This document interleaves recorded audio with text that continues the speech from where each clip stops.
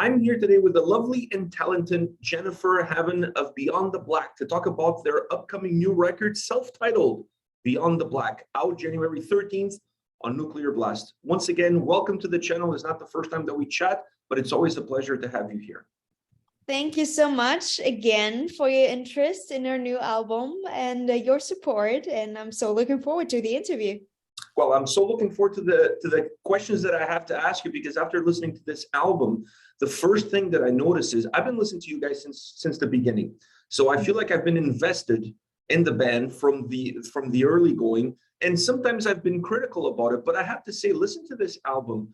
I see a growth and an evolution across each and every single album. You guys are getting better and more mature, the songwriting, the music, everything. How has that evolution been for you, you that are on the inside? I have to say that every single album feels like, yeah, a step in my personal life, you know, that you can really see on an album and hear on an album what process I was into personally.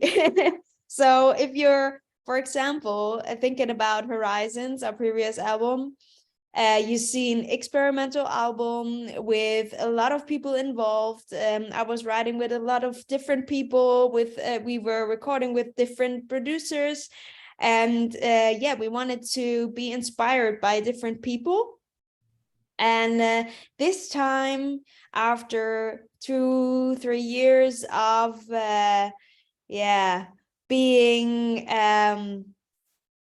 forced to think about some deeper stuff, think about deeper questions like, yeah, what do we want? Is that the right way that we're in? And yeah, how is our future going? And what do we want in general?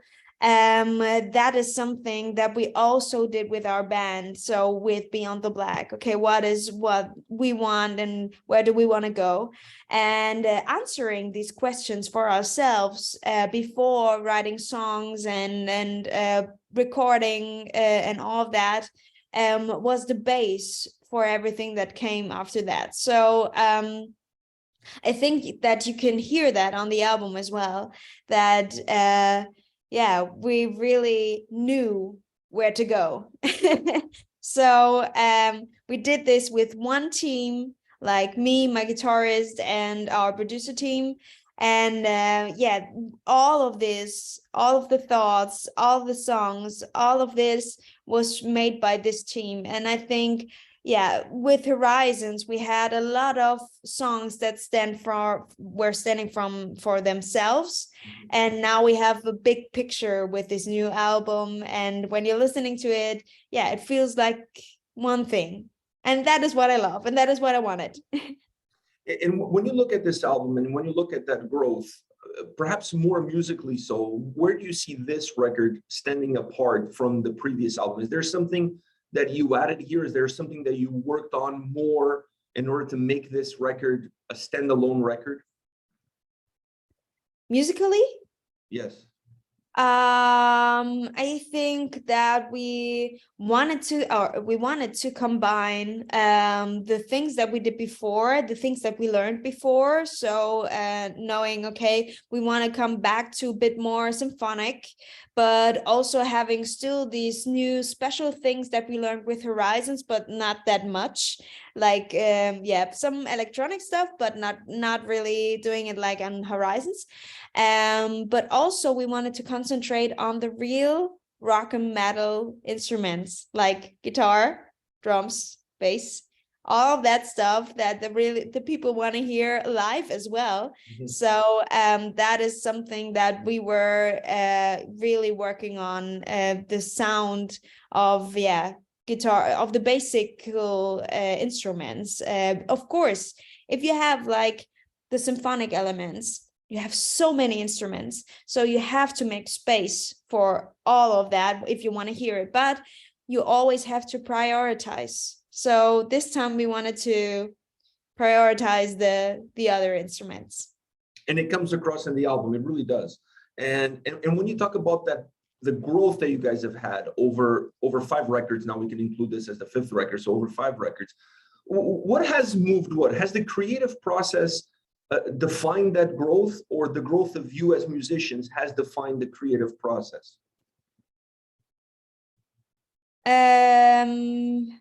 Oh, can you explain a bit more what you mean about that?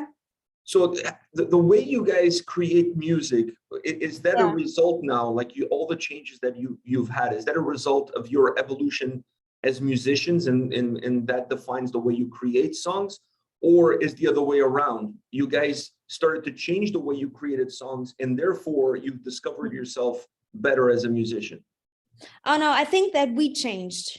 We changed in person as well, knowing what we want and all of that stuff. And I think that this was changing all of our decisions of creating the music and how to create the music and how to write songs and all of that stuff. So I think that it's from us to the music. Is this for you a more organic album?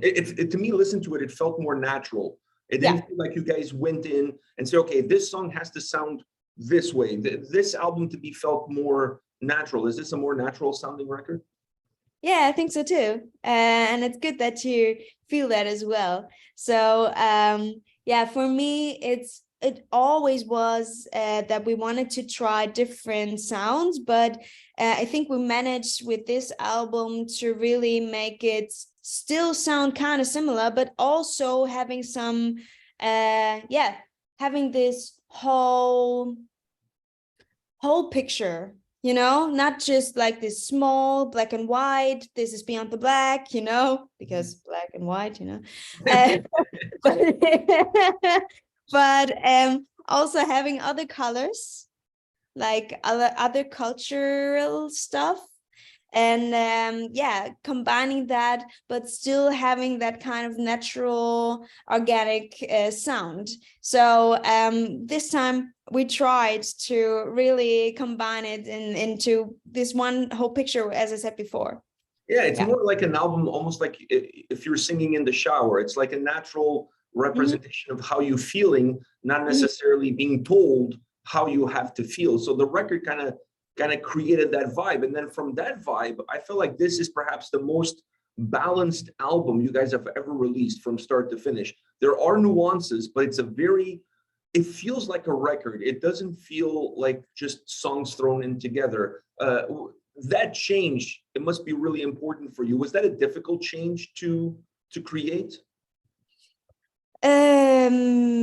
We always put a lot of thoughts into albums and how we want it to be in the end, but I think, of course, the most important thing, or the most difficult thing, was to answer our questions that I told you before, to really understand what we want and know how we want to sound and all of that. And we always told the people that we did this with Horizons as well, but with Horizons it was more like searching on the way, and this time we had it before we were running.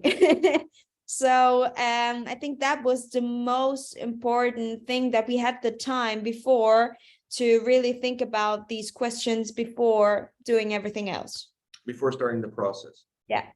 So the other one, you guys were kind of looking for the process. As you're going through the process, this time you knew what the finish line was going to be. It was just a matter of getting to that finish line. Right. Perfect. Now, as far as your vocals, did you have goals that you wanted to try, things that you wanted to achieve with this album vocally? Yes, but I didn't reach a goal because I wanted to grow at one song, but I wasn't good enough. So Chris, huh? Did you try? Yeah, at home, but I knew, okay. Oh, okay, Chris has to do it. Maybe next album. That I would be was just good. going to ask you, so are you throwing the towel? Are you waving the white flag, or are you going to try this in the future? Oh, I will try. I will continue to try. And I think I learned a lot by trying to do it.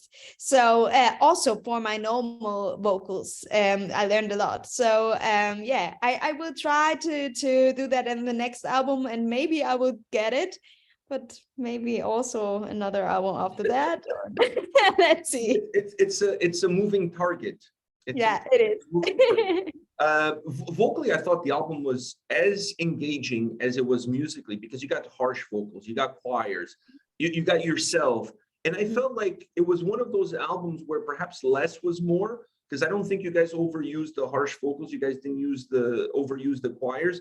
The album vocally depended a lot more on you. What do you get as a vocalist when you have those tools around you? Does that give you more freedom? Does that give you more control? To have what? To have the harsh vocals to work with, the choirs, all of those things, but still allowing yourself to be the lead and take control of a record. Does that give you more freedom? Oh, I don't know. I'm not thinking that way about the vocals. I'm always trying with the sound in the end to really have a good balance about everything. But what I love about recording vocals in the studio is that I always are trying to yeah, get everything out of me. So every single emotion, every single thing. And if there is something like a harmony or something that is yeah, important to get more of this emotion or more of that vibe or something, you can feel it when you try, you know. So I never try to do something that I don't feel, right?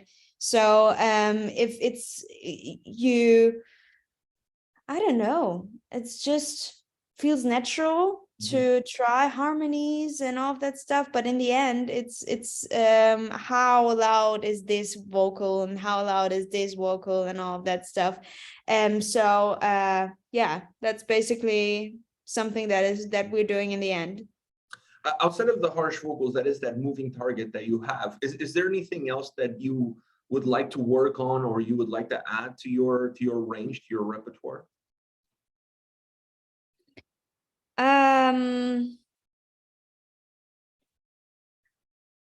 I don't know. I tried to rap on the last album, on the previous album, but I don't think that's really good.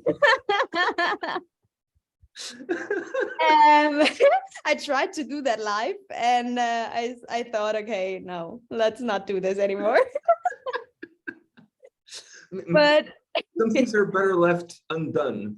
yeah, yeah, but it was okay. The people liked it, and still are some are telling us that it's their favorite song. So I'm glad that we did it, but it's nothing that I know.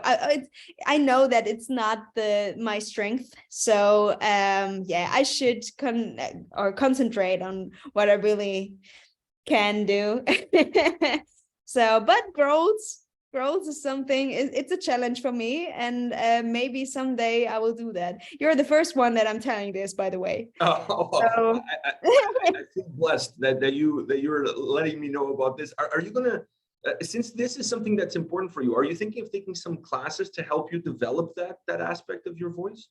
I don't really have the time to take classes like normal people do. That is why I'm struggling with a lot of instruments at the moment, because I would like to have classes, but yeah, I should do it online, or I don't know. But most of all, it's not that easy to really show how it goes when it's online, you know? So but sometimes it can be good as well. I have to see. I have this Melissa Cross thing. I don't know if you know that. The Scent of Screaming, and I try to learn it that way. And if I know, okay, there is a line that I can't cross, then I will take another step. With 5 records in your back pocket, has dealing with criticism become easier for you? And the follow-up to that is there such thing as constructive criticism? Oh yeah, Oh yeah. It's much easier. And I think that the band change that you might know about was the most important thing to learn that for me.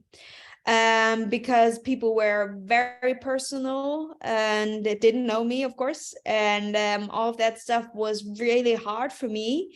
But I learned that it's most of all their problem and not mine.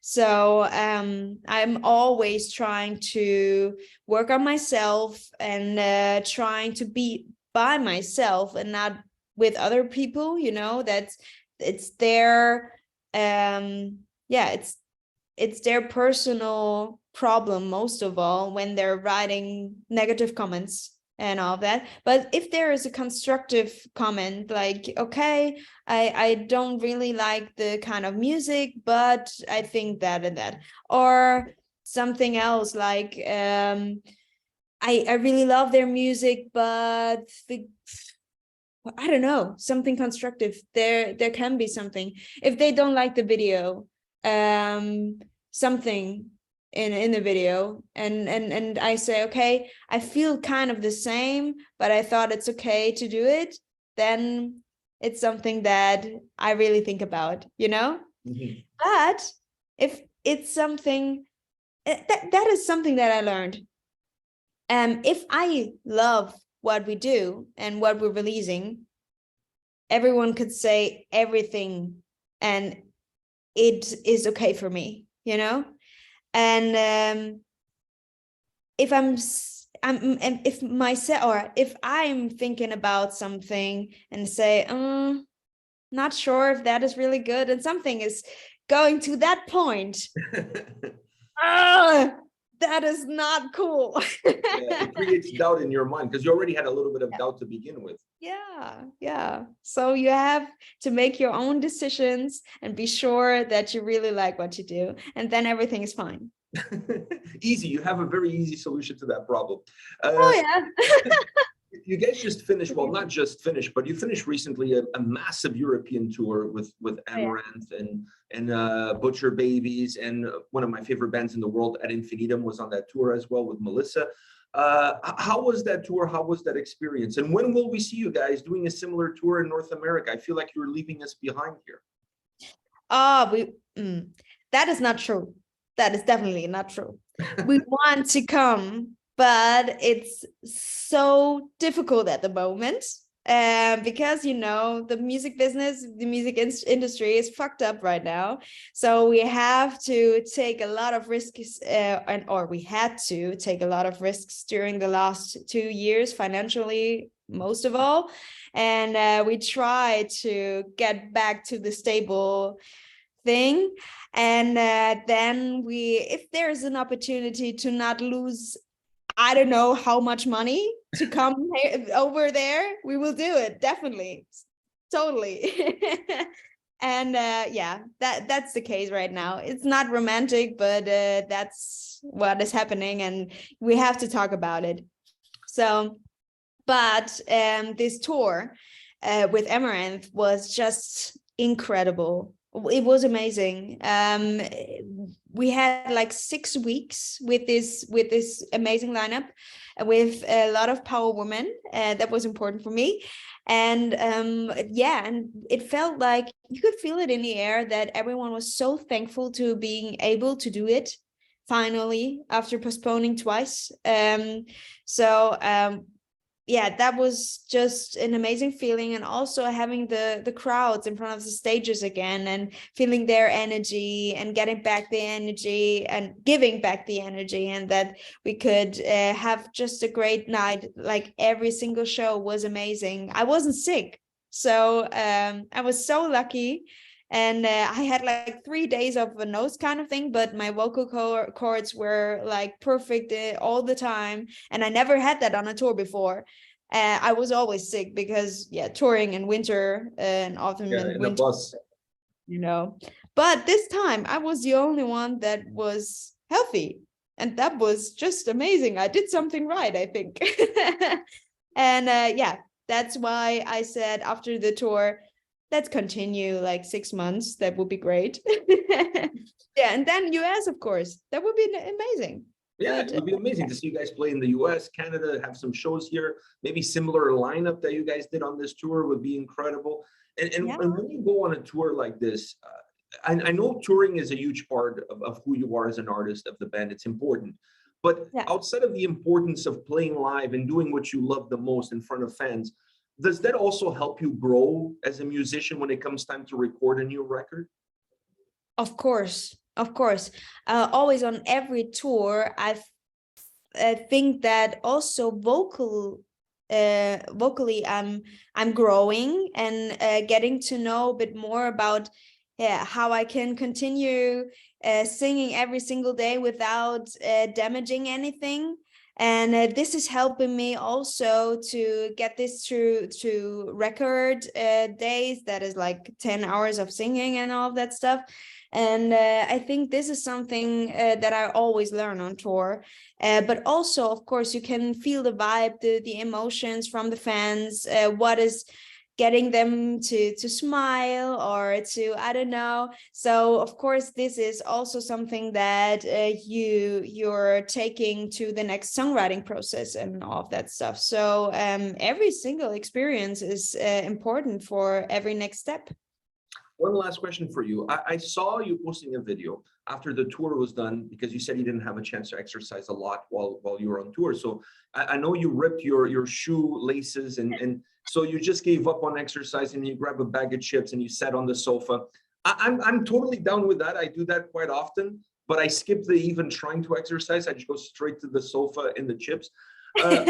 When you're not on tour, what are some of the things you enjoy doing? What are some of your guilty pleasures? Guilty pleasures. I love series. So I'm watching a lot of that, and also a lot of fantasy stuff. And I love gaming. I did this on tour a lot. So it's more than now. So I'm more working at the moment. So doing interviews and all of that stuff, and also preparing for the album, because when you're on tour, it's not easy to do something like this. It's okay to game or doing sports or something. I didn't do a lot on tour, but on stage is enough sometimes. I think that's enough of a workout. Yeah, but it's good to have sports, to be honest, even if I didn't do anything after the tour.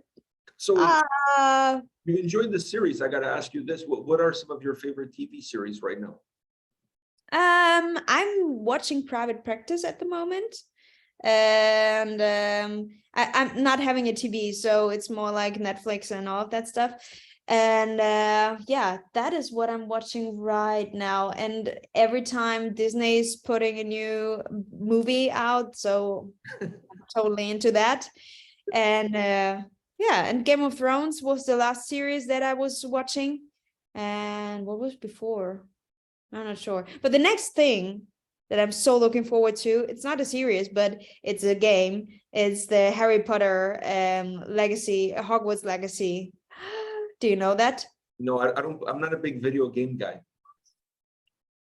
It's just amazing. The disappointment in your face.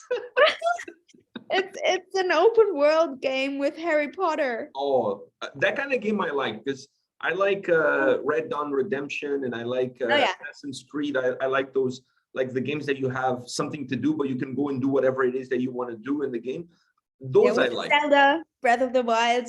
Yeah, that kind of stuff I like. Yeah, yeah. And we have that with Harry Potter now in February. And I'm so looking forward. And I will not be able to do anything in February. I was just going to say, in February, you're going to lock yourself in your house and all you're going to do is play Harry Potter. Oh, yeah. Oh, yeah. and eat chips. And eat chips.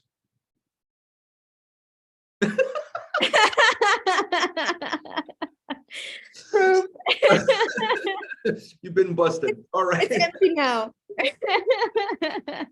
Thank you very much, Jennifer. It was an absolute pleasure to talk to you today about the record, about your music.